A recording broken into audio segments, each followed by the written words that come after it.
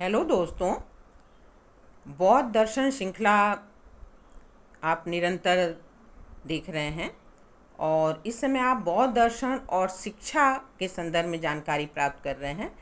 पूर्व वीडियो में आपने बौद्ध दर्शन और शिक्षा के अंतर्गत जैसे शिक्षा के उद्देश्य, शिक्षक शिक्षार्थी के विषय में जानकारी प्राप्त की है। अब इस वीडियो में आप पाठ्यक्रम के संबंध में जानकारी प्राप्त करेंगे। दोस्तों, जैसा कि आप जानते हैं कि शिक्षक है, शिक्षार्थी है, मतलब एक पढ़ाने वाला है और एक पढ़ने वाला है, लेकिन दोनों को ही यह नहीं पता है कि उसे क्या पढ़ाना है और यह क्या पढ़ना है। मतलब पाठ्यक्रम के विषय में जानकारी नहीं है, तो वह अपनी लक्ष्य की पूर्ति कैसे करेगा। वो तो उसी तरह हो गया, उस पतवार विहीन नौका के समान हो गया जो कि हवा के झोंका पाकर कहाँ के कहाँ चला जाएगा उसे नहीं पता होता। इसलिए पाठ्यक्रम की महती आवश्यकता होती है। इसी तरह बौद्ध दर्शन में अगर हम पाठ्यक्रम को देखें तो जैसा कि आपने जाना था कि बौद्ध दर्शन इस जगत की समस्त वस्तुओं को परिवर्तनशील मानता है, यहाँ तक कि वह आत्मा को भी स्थायी नहीं मानता।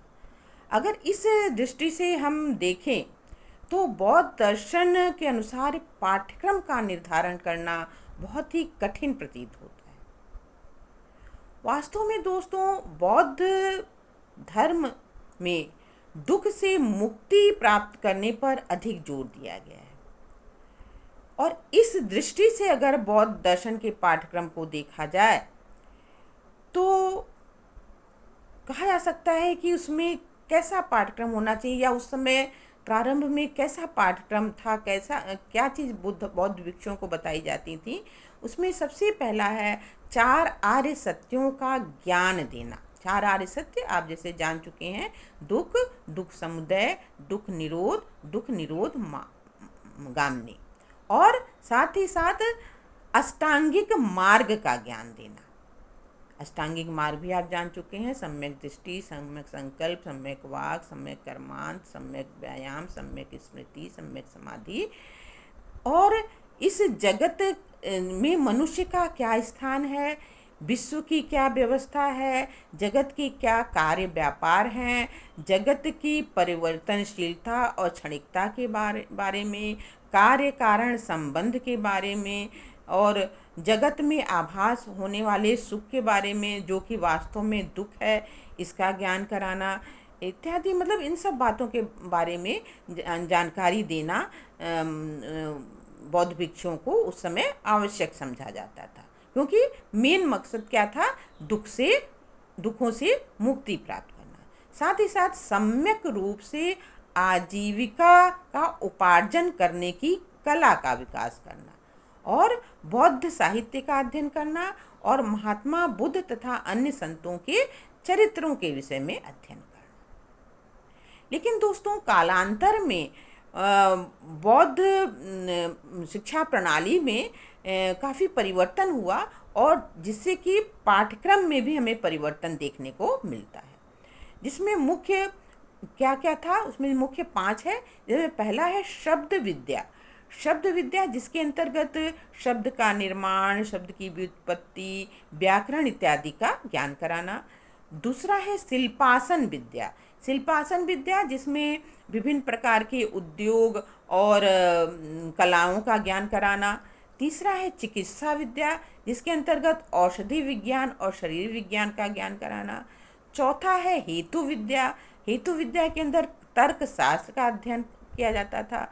पांचवा है अध्यात्म विद्या। अध्यात्म विद्या में बौद्ध दर्शन तथा अन्य दर्शनों का तुलनात्मक अध्ययन।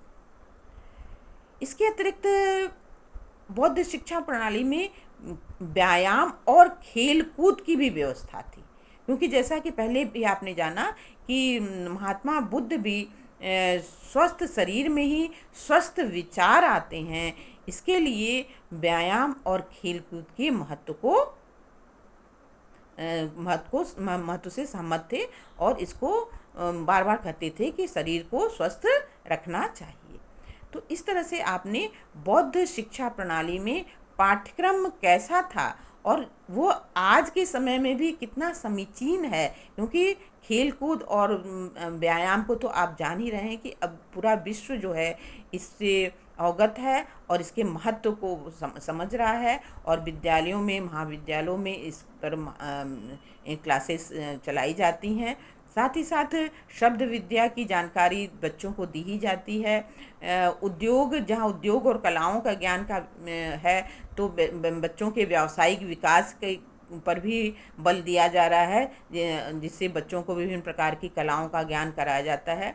चिकित्सा विज्ञान की शिक्षा दी ही जाती है, और हेतु विद्या के अंदर तर्क शास्त्र का अध्ययन भी कराया जाता है, दर्शन शास्त्र के विषय पढ़ाए जाते हैं। और अध्यात्म की बात हम करें तो अब इसकी भी आवश्यकता लोग समझ रहे हैं, क्योंकि बिना अध्यात्म के बच्चों को जो हम अपने देश का, विश्व का स्वरूप देखना चाहते हैं, वह हमें देखने को तभी मिलेगा जब हम बच्चों को अध्यात्म से जोड़ेंगे। तो इस तरह से आपने बौद्ध शिक्षा प्रणाली का और उसकी इस समय वर्तमान में क्या उपयोगिता है इसको भी जाना। नेक्स्ट वीडियो में हम लोग अभी बौद्ध दर्शन और शिक्षा के संबंध में ही जानकारी प्राप्त करेंगे। तब तक आप सबको वीडियो देखने, लाइक करने, शेयर करने, और अगर आप वीडियो पर नए हैं या अभी तक आपने सब्सक्राइब नहीं किया है तो सब्सक्राइब करने के लिए बहुत बहुत धन्यवाद धन्यवाद धन्यवाद।